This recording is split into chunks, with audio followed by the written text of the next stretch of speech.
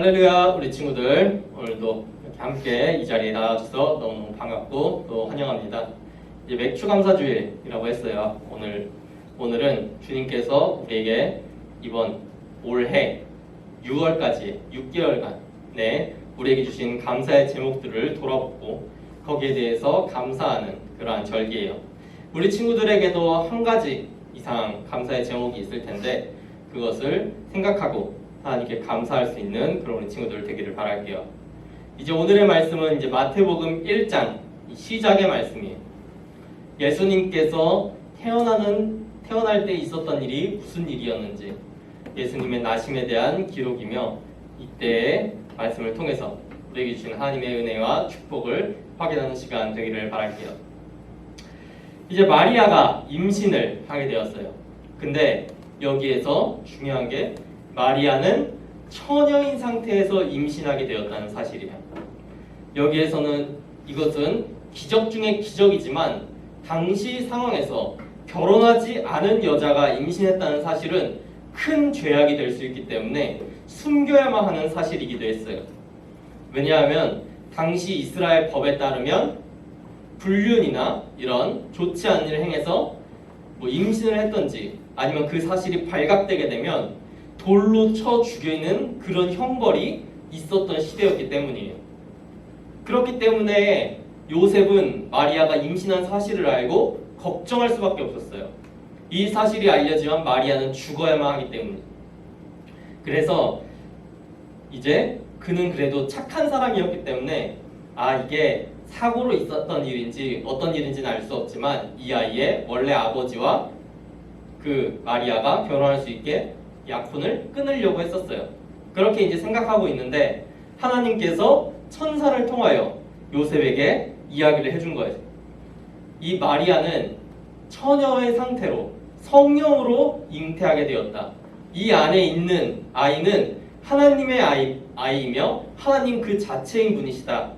그래서 선지자의 말씀대로 이루기 위하여 이 아이를 처녀에게 잉태하게 하였다라고 말씀을 해주시는 거였어요. 이 말씀, 이 선지자의 말씀도 참 중요한데 처녀가 잉태하여 아들을 낳을 것이요 그의 이름을 임마누엘이라 하리라. 이렇게 구약 때에서부터 예언이 되었던 말씀인 거예요. 이 마태복음을 보다 보면은 이런 말씀들이 굉장히 많이 나오는데 이렇게 한 것은 선지자의 말을 이루려 하심이라 이러한 표현이라든지 선지자의 이러한 말이 예수님을 통하여서 이루어졌더라 라는 말들이 마태복음을 보면 정말 많이 나와 있어요. 그 이야기가 무슨 뜻이냐?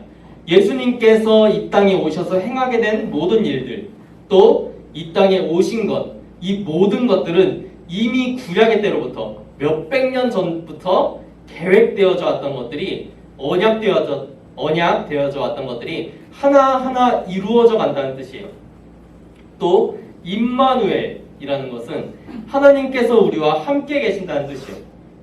그 말 그대로 예수님께서는 인간의 몸을 입고 이 땅에 오신 하나님 그 자체예요. 그러니까 이 세상에 우리들에게 하나님이 직접 오셨다는 뜻이에요. 그래서 하나님이 우리와 함께하기 위해서 이 땅에 오셨다. 이 인간 세상에 인간의 몸을 입고 오셨다는 것. 이것도 참 놀라운 은혜이고 축복인 거예요. 하나님이 저 멀리 하늘나라에만 계신 게 아니라 지금 당장 우리에게 오셔서 우리가 살아가고 있는 이 세상에서 우리와 함께 하신다. 그것을 예수님의 탄생을 통해서 보여주신 거죠. 예수님의 탄생, 이 메시아의 탄생은 정말 오래전부터 예언되어져 갖고 많은 이들이 기다려왔던 그러한 약속이었어요.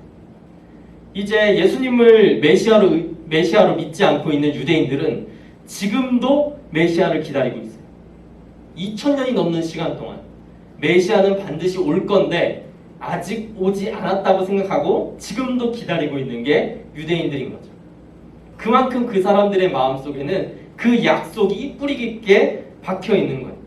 근데 그렇게 그 약속을 끝까지 붙들 수 있는 이유가 있어요. 왜냐하면 바로 하나님께서는 약속을 지키시는 분이기 때문에 하나님께서는 구약의 모든 사건들을 통해서 반드시 말씀하신 것은 지키고 약속하셨다면 그것을 이루시는 게 하나님이라는 것을 구약의 모든 사건들을 통해서 보여주셨어요. 하나님께서 이렇게 하겠다라고 한 것 중에 이루어지지 않은 것들이 없는 거예요. 내가 너와 약속하겠다. 내가 너희에게 젖과 꿀이 흐르는 땅을 허락하겠다. 말씀하셨을 때에는 가나안 땅을 허락하셨고, 내가 너희와 언제나 함께하리라. 이 약속도 예수님을 통해서, 우리의 이 땅 가운데 오신 예수님을 통해서 또 이루시고, 여러 가지 말씀들이, 여러 가지 약속들이 하나하나 이루어져 오는 것을 이스라엘 사람들은 보았고, 또 그러므로 믿게 되었던 거예요. 우리 친구들도 이런 신실하신 하나님을 신뢰했으면 좋겠어요. 하나님은 약속을 버리지 않는 분이시고, 말씀하신 것은 반드시 지키는 분입니다. 그렇기 때문에 이 말씀, 성경에 나와 있는 모든 말씀들은 하나님께서 반드시 이루실 것이고 대부분 이루어졌어요. 그렇기 때문에 이제 우리는 이 약속의 성취, 약속을 이루시는 하나님을 믿으면서 이제 우리에게 주어진 마지막 약속 중 하나인 예수님의 다시 오심을 기다릴 수 있어야 되는 거예요. 예수님께서 하늘로 올라가시면서 분명 다시 오시겠다고 말씀하셨어요. 그럼 우리는 어떻게 해야 될까? 그 약속을 믿고 기다릴 수 있어야 돼요. 이스라엘 사람들은 메시아를 기다리기 위해서 2000년이 넘는 시간, 거의 2500년 그 이상의 시간을 기다려왔어요. 우리는 예수님의 다시 오심을 그들이 기다린 것보다 더욱 간절하게, 더욱 확실하게 믿고 기다릴 수 있어야 되는 거예요. 그렇게 살다 보면 우리의 삶 가운데에서 임마누엘의 하나님, 우리와 함께 하시는 하나님이 우리의 모든 삶 가운데에서 우리와 하신 약속들을 하나하나 지켜나가는 걸 보게 될 거예요. 또 우리 친구들이 기도를 통해서 예수님과 따로 약속을 잡을 수도 있어요. 하나님, 제가 이렇게 살겠습니다.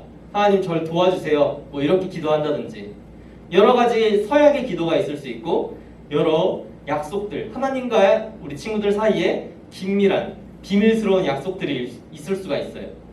하나님은 그 모든 기도를 다 들으시고 다 기억하고 계세요. 그래서 우리가 그 약속을 까먹었을지라도 하나님은 그 약속을 기억하시고 지키시는 분이라는 것을 우리 친구들 기억하고 하나님을 더욱 깊게 신뢰할 수 있는 그런 우리 친구들 되기를 바랄게요. 오늘 이제 맥추감사주일이라고 했어요. 이제 2022년도 벌써 반이 지나버렸어요. 이제 1년도 반이 사라진 거예요.